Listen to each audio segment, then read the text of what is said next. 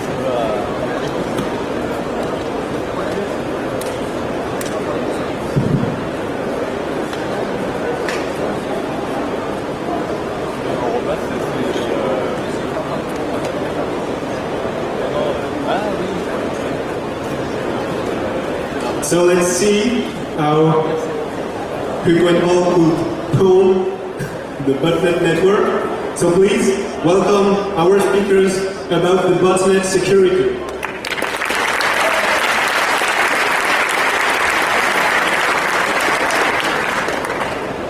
Donc, bonjour tout le monde. La présentation, c'est l'analyse d'un botnet et également le conseil de celui-ci par la suite jusqu'à récupérer l'ensemble des informations du mainteneur. Moi, je sais que vous venez tous de manger, que vous êtes en train de digérer.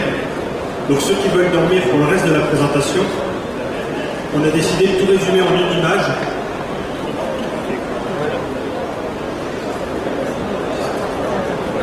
Voilà. Donc il y a un clin d'œil à Pentester, le compte Twitter. Donc si des fois il est dans la salle, il peut venir me voir.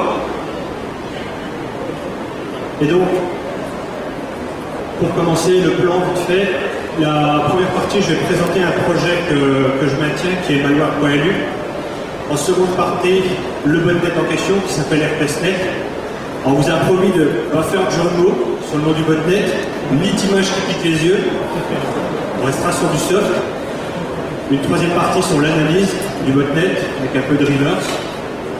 Quatrième partie sur le command and control, donc le serveur qui gère le botnet en question.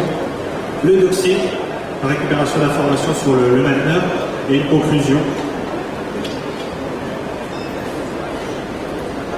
Donc le projet malware.lu, c'est un projet que j'ai créé il y a quelques mois maintenant.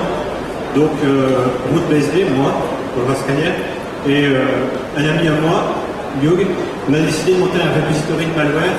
Donc le principe, c'est que on met à disposition des chercheurs, des gens qui veulent apprendre le fonctionnement, qui veulent faire du reverse, etc. Une série de samples de malware, des choses connues, des choses moins connues. Et on verra après, je fournis quelques chiffres sur le nombre de samples. Et ce qu'on fournit aussi, c'est des analyses techniques, soit sur des malwares un peu à la mode, dont on parle beaucoup, soit sur des choses plutôt fun qu'on trouve, ou également sur des outils qu'on développe pour faciliter un peu la tâche. Donc, pour présenter un peu en quelques chiffres, actuellement on partage pas loin d'1 200 000 samples de malware. On a également 19 articles en ligne, on a 644 utilisateurs qui peuvent télécharger les samples et 574 followers. Donc le principe d'inscription, c'est pas un formulaire automatique comme habituellement sur tous les sites. Là, il faut m'envoyer un mail disant qui vous êtes, ce que vous voulez, pourquoi vous voulez un compte. Donc la création n'est pas automatique, elle n'est pas systématique. Si j'ai pas envie de vous le créer, je ne le crée pas. Mais jusqu'à présent, le seul compte que j'ai pas créé, c'est et peut-être qu'il sera créé un jour, c'est le CERT iranien qui m'a demandé un compte. Et pour le moment, il est dans la liste de qu'est-ce qu'on fait avec cette demande. Donc voilà pour la présentation. Alors vous allez vous, parce que je vais avoir la question tout à l'heure, autant y répondre tout de suite. D'où arrivent tous ces malwares? Alors on a plusieurs portes d'entrée. Il y a d'abord les honeypots, où on en a quelques-uns qui tournent et qui nous envoient automatiquement les malwares. J'ai beaucoup de cercles nationaux qui, par leur boulot, ont accès à des samples et tous ceux qui ne sont pas classifiés ou autres, ils n'hésitent pas à nous les donner. Quelques fabricants d'antivirus assez souples qui nous fournissent des samples. Et également des particuliers, des chercheurs, des universités. Donc si on arrive à atteindre plus d'un million de samples, c'est qu'on a pas mal de personnes avec qui on travaille sur tout ça. Donc voilà, ça c'était juste l'introduction et la présentation du projet. Donc la présentation, on va le faire sur un sample qu'on a reçu par un de nos utilisateurs qui s'appelle RPSnet. Donc vous avez le hash du sample, le dessin, et également un lien pour le télécharger pour ceux qui ont un compte. Et comme ça, vous pourrez refaire l'analyse chez vous pour ce point. Donc pour le début de l'analyse, je vais laisser la parole à Hugo et je reviendrai un peu plus tard. Donc bonjour à tous. Donc on a récupéré ce sample. Donc directement, je l'ai ouvert avec IDA donc, pour avoir un point de vue général dessus. Et bon, par chance, c'était pas paquet, donc on n'a pas eu besoin de sortir le VM, tout ça, pour commencer à récupérer le binaire, le vrai binaire. Donc là, on remarque sur le IDA, c'est un Winmain classique, avec la fonction call-init-thread, là, je l'ai nommé comme ça, car en fait, on va voir après à quoi elle sert. Donc en fait, qui est appelé quasiment au début du lancement du programme. Donc la fonction init-thread, donc dès qu'on rentre dedans, elle appelle une fonction call-init-variable qui va s'occuper en fait de désobfusquer, on dira, les strings, on va voir après la fonction en elle-même. Donc après avoir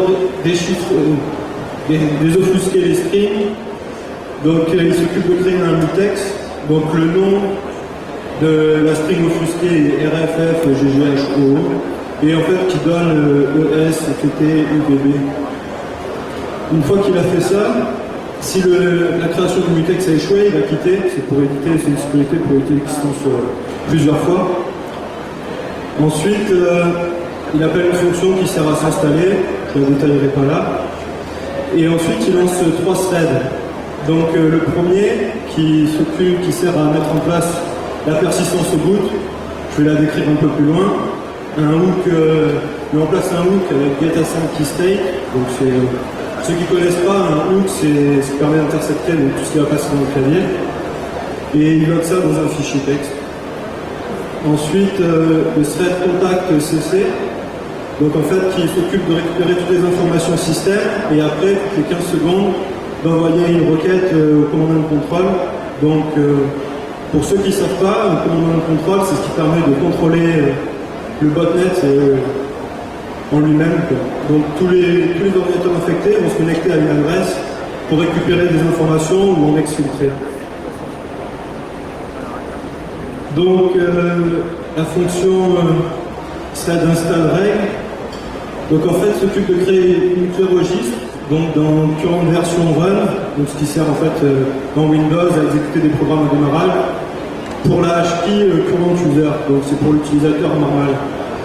Et en fait on remarque qu'il fait une loop et il fait ça toutes les 64 millisecondes. Donc en fait c'est ce qui permet que si on va avec regedit supprimer la clé, automatiquement elle va être recréée. Donc le nom de ma clé, c'est GPResult.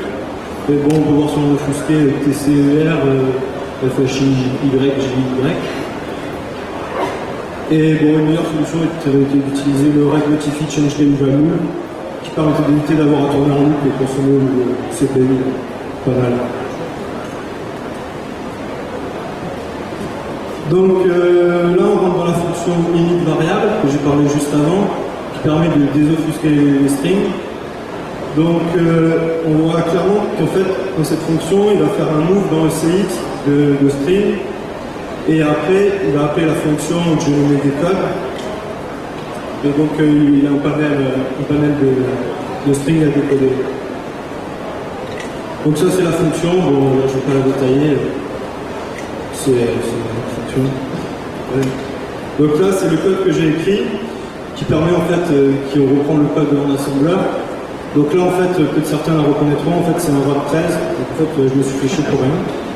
Il y avait plein de tools pour le faire, enfin, même mon Python, tout ça. Mais bon, sur le coup, je n'ai pas capté. Bon, pour la petite histoire, c'est un malware que j'ai commencé à regarder que le matin vers 6h, et donc je n'ai pas réfléchi. Donc, moi, je vais détailler rapidement la fonction, enfin, le main, donc, qui ouvre le binaire, qui fait un F6 pour se décaler dedans. Donc l'offset 0x 1 à 288 en fait correspond à la position des strings offusquées dans le code. Et donc je vais lire directement toutes les strings d'un coup, donc sur une longueur de 32F. Bon, après j'ai toutes les données pour récupérer les strings détachés et je lance ma fonction des codes. Donc ça c'est l'output du programme. Donc on retrouve les strings que j'ai parlé tout à l'heure, donc le mutex. Aussi les URL qui servent au command and control, en fait le CQ, et plusieurs informations, donc un FTP mais qui n'était pas utilisé au moment où on a fait les tests, l'adresse email non plus, qu'on n'a pas vu, qui n'était pas utilisé non plus, et quelques autres strings. Alors, j'ai décidé de prendre cet exemple de fonction de décode qui est un ROT 13, c'est pas violent mais ça permet de comprendre le fonctionnement d'un outil qu'on a développé, qui est en fait un Reaper d'assembleur. J'expliquerai un peu ce que c'est. Bon, il est basé sur le framework Metas, donc un framework pour faire des assemblages, des logging, enfin, ça permet de faire des milliers de choses.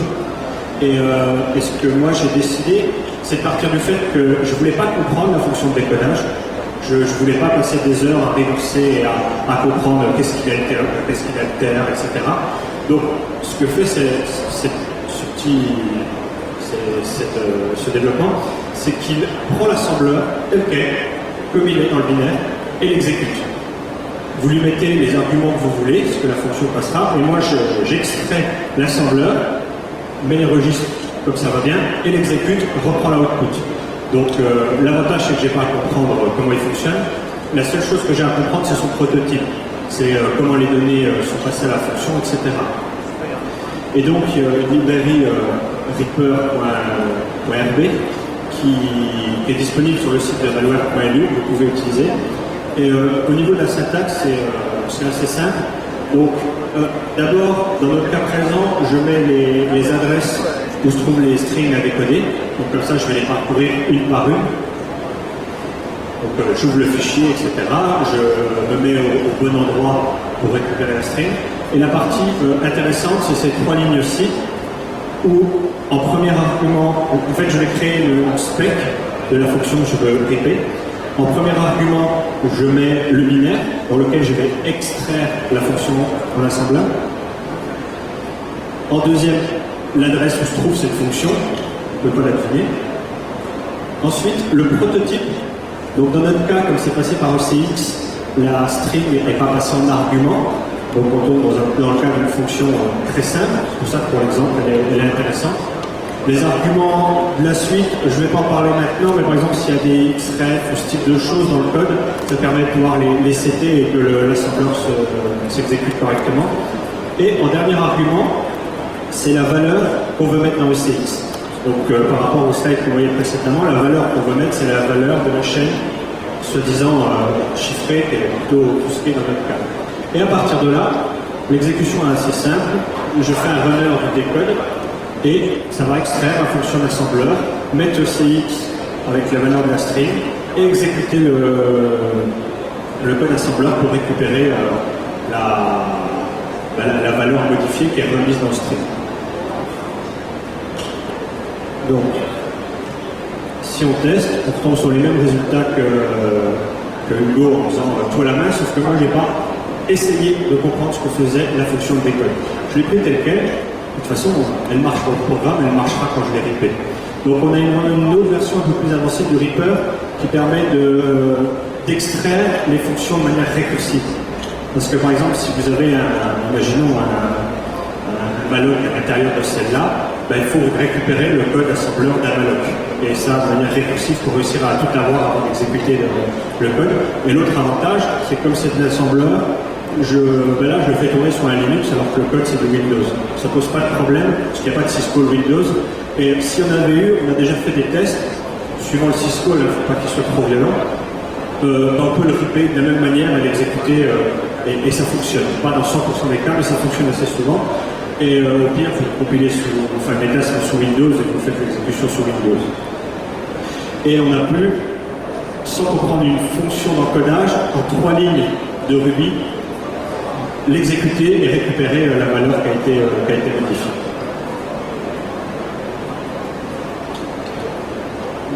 Allô? Je repasse la parole à vous. Donc là, on va voir en fait comment il contacte le command and control. Donc comment il va construire sa requête. Donc dans la fonction locale build rec, on voit en fait on retrouve l'URL de tout à l'heure quand on a désobfusqué. Donc il la copie dans un buffer et après il appelle la fonction build request. Donc build request en fait s'occupe de construire une requête post qui est constituée en fait de toutes les informations système, donc le nom de l'ordinateur, l'utilisateur, la version de Windows, etc. On voit aussi qu'il y a un champ ID qui est en fait optionnel. Bon, vous ne voyez pas bien sur les slides, c'est un peu trop gros. Mais donc en fait qui permet, s'il n'est pas défini, le command control va nous retourner un ID après, ce qui permet après à la personne qui gère le botnet de retrouver en fait savoir quel ordinateur. Et oui aussi on remarque, on ne voit pas non plus, il rajoute en fait un /fun.php qui correspond en fait au script PHP qui va aller questionner. Donc ça c'est la requête post. Donc voilà, on retrouve tous les champs.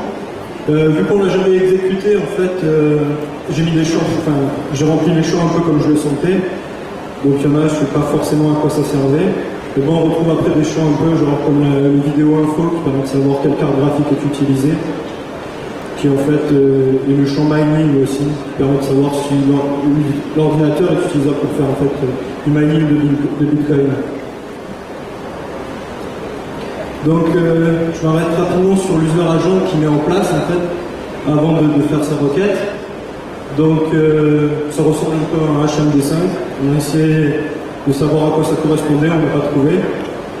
Et en fait on va voir que c'est utile par la suite parce que au niveau du command and control, il va vérifier que l'user agent correspond bien à ça pour savoir si c'est bien, s'il est bien légitime en fait.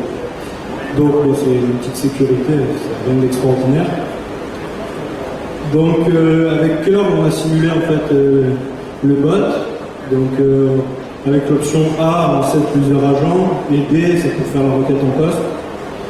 Et donc dans le premier cas, donc, on va questionner run.php. Et là en fait, on va voir s'il ne reste pas des informations à récupérer au niveau du botnet. Une action par exemple. Je ne détaillerai pas le protocole ici. Mais il y a un IDB qui est sur notre serveur, si vous voulez regarder, le code est très lisible, donc pas vraiment de souci. Et la deuxième, c'est une fonction qu'on a trouvée aussi, qui permet d'uploader en fait les fichiers, les screenshots, et aussi tous les fichiers de log, mais en fait du keylogger. Donc la fonction d'upload en fait sur le serveur accepte que les fichiers JPG et les points log. Donc on a trouvé sur le serveur où ça se trouvait, où les fichiers étaient stockés. Mais on n'a pas pu uploader un PHP directement pour l'utiliser ou trouver une LFI en fait pour exploiter le truc. Donc on a quand même décidé sur la requête post de voir s'il n'y avait pas une injection SQL. Donc je l'ai dû tester rapidement à la main avec curl, mais je n'avais rien trouvé de spécial. Dans le boot, j'ai lancé un SQL map dessus, et là, j'en ai trouvé une en fait. Donc c'était une time based en blind. Donc pour ceux qui ne connaissent pas, c'est les plus chiants en fait à exploiter parce que c'est très long. Et à chaque fois qu'on va faire, on peut demander au serveur en fait qu'un caractère à la fois quand on veut extraire les données ou avoir des informations en jouant en fait avec un slip. Donc si le serveur par exemple va mettre 5 secondes à nous retourner la réponse, ça veut dire que le caractère ne correspond pas par exemple au nom de la table. Et si ça revient dessus, c'est que c'est bon. Donc aussi on note au passage que c'est tourné sur du Windows 2008 avec un GhostJS en 7.5. Donc avec un peu de temps, on a quand même réussi à extraire les données. Donc les tables qui constituaient la base de données. Donc bon, on remarque le champ client en fait, sur le site il y a des moyens de s'enregistrer, on en reparlera juste après. Et le H-User donc, qui nous avait l'air assez sympa, qui pouvait correspondre aux utilisateurs pour se loguer sur le panel. Donc on a décidé de récupérer la première ligne. Donc on a deviné les noms de colonnes, donc par chance c'était le truc standard, username, password et ID, donc ça marchait du premier coup. Mais bon, pour récupérer rien que le hash, ça nous a pris quand même une quinzaine de minutes. Donc une fois qu'on avait le hash, on va donner à manger à Google, et bon là par chance c'était ciao. Donc assez simple et ça nous a pas pris longtemps. Donc ça c'est le panel en lui-même. Donc si on va sur l'URL qu'on a trouvé dans le binaire, on tombe là-dessus. Donc bon, login password. Là on voit pas, mais bon. En haut à gauche, il y avait Total Bot qui était à 7700. Donc on s'est dit, bon ça va, c'est quand même un peu propagé. Et Total User, je crois que c'était 2000, je ne peux pas voir. Donc bon, on s'est logué. Donc là on tombe sur un panel un peu de design sur les stats. Et bon, en fait, on remarque, que bon, vous ne voyez pas là, mais qu'il y avait une vingtaine de bots online. Et je crois 200 max de machines infectées référencées. Donc bon, au final c'était beaucoup plus petit que ce qui était prévu. Donc bon, les stats ça reprend le truc classique, les versions de Windows, etc. Donc ça c'est ce qui permet de passer les commandes aux ordinateurs infectés. Donc on retrouve les fonctions classiques, donne et exécute, on donne en paramètre une URL. La fonction update qui permet de mettre à jour la version de FPS. Et après, bon, voilà, la fonction de Bitcoin mining aussi, en fait, on télécharge tout un client qui rapatrie d'Internet et qui fait tourner sur les ordinateurs. Des fonctions de DDoS, et voilà, ça peut près tout. Des fonctions qui servent à rien, genre open CD, etc. Alors, il y a une des options qui permet de récupérer des informations sur la machine affectée. Et en fait, dans ce cas, il y avait quelque chose d'assez drôle, c'est que, vous le voyez peut-être pas, mais le nom de la machine, c'est FRK7 test. Et FRK7, c'était le nom de l'utilisateur qu'on a extrait de la base de données. Donc en fait, l'autre point intéressant, c'est que l'active window, c'est un Visual C++. Donc en fait, ce qu'on pourra déduire par rapport à la machine, c'est que le développeur du botnet est en train de travailler, en train de développer l'application, tout en étant affecté, je présume, pour des tests, etc. Donc là, il était offline, c'est la partie rouge, mais on a attendu qu'il soit online, et à partir de ce moment-là, on a décidé d'aller encore un petit peu plus loin que simplement prendre la main sur le command control, mais aussi prendre la main sur sa machine. Alors pour ce faire, c'est assez facile, il nous a tout donné ce qu'il fallait. Il a une fonction qui upload du code, une fonction qui exécute du code. Donc on a simplement utilisé ce qu'il nous a gracieusement fourni. Alors pour le faire, on a utilisé Metasploit et Meterpreter. Et du coup, quelques minutes après, on a eu accès à la machine avec, voilà, on a tout. On a commencé par faire des screenshots, regarder un peu la version de l'OS, etc. Et on s'est rendu compte que le répertoire m'intéressait, c'est le répertoire où il y avait le code source de l'application. Et du coup, à partir de ce moment-là, on l'a téléchargé pour essayer de voir un petit peu la qualité de son code. Et on n'est pas allé jusqu'au bout, on s'est fait griller. Il a remarqué que quelqu'un était sur sa machine et du coup a coupé la connexion et on n'a pu récupérer que 15 à 20% du code source si je ne me trompe pas.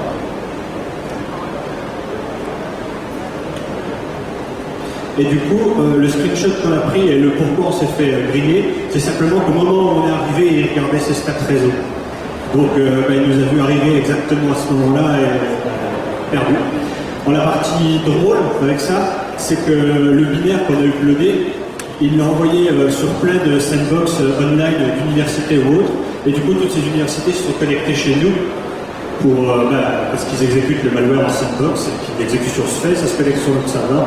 Du coup, on a dû tout couper parce qu'on n'arrêtait pas d'avoir des connexions. Et du coup, ensuite, une fois qu'on avait une partie du code source, qu'on avait la main sur le code control, on a décidé encore d'aller un peu plus loin pour voir qui pouvait être cet administrateur de talent. Et déjà, un truc qu'on a remarqué, je ne sais pas si vous parlez tous de Rod 13 comme ça à l'œil, mais FRK, ça fait sexe. Je ne sais pas si c'est un hasard, mais du coup, son pseudo, c'est FRK7. Et on est tombé sur une ancienne application qu'il avait développée, et on n'avait même pas besoin de flouter vu la qualité, mais là, il y a son vrai nom. Il a signé une ancienne application avec son vrai nom. Donc, on a pu récupérer son vrai nom. Ensuite, à partir du vrai nom, on peut récupérer aussi son Facebook. Donc, il y a la photo de lui et un ami. Je lui ai proposé de venir ce soir. Il n'a pas voulu. Mais donc, vous avez son compte Facebook. Voilà. On a aussi son Picasa avec sa copine, que j'ai aussi invité. Son compte Twitter, celui où il m'a insulté durant toute une nuit. Et également un repository de différents outils qu'il a fait au fil des années. Alors, avec tout ça, qu'est-ce qu'on a pu récupérer? Son vrai nom, Francesco P.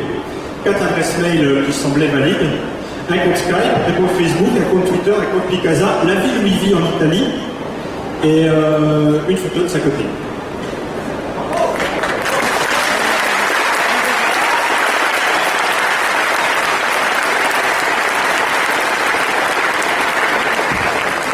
Vous saviez le nombre de mails d'insultes que j'ai essuyé après ça. Et donc, pour conclure, ça, je pense que c'est Virtualab ce qu'il a fait, si je ne me trompe pas. Donc, j'ai décidé de le mettre en conclusion parce que ça représentait parfaitement la situation. Et du coup, l'histoire est assez incroyable. C'est que déjà, quelqu'un face à botnet, c'est pas très bien, mais derrière, mettre toutes ces informations personnelles, le code mal, laisse des portes d'entrée. Et on en est arrivé à un tel point qu'on s'est demandé si c'était pas un honeypot en fait. Si c'était pas fait avoir par un honeypot ou par la police italienne ou j'en sais rien. Mais non, vu qu'il m'a insulté, je présume que c'est une vraie personne. Et du coup, je voulais vous conter cette petite histoire. Merci.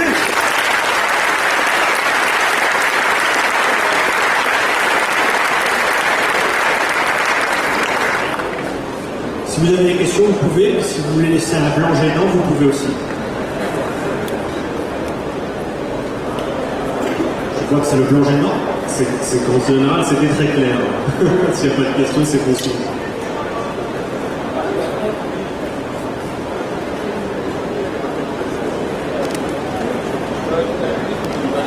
Bonjour. Et au niveau légal, derrière, avec des CR, avec des choses comme ça, il y a moyen de se faire fermer le centre. Où vous avez les contacts pour se faire fermer les sites ou, Ouais. Là, le site de mémoire, si je ne dis pas de bêtises, était chez OVH. Et après, il y a eu beaucoup de bruit et OVH l'a fermé sans même qu'on leur demande. Et puis, sur le point de vue légal, je te laisse poser la question à la personne qui parlait avant.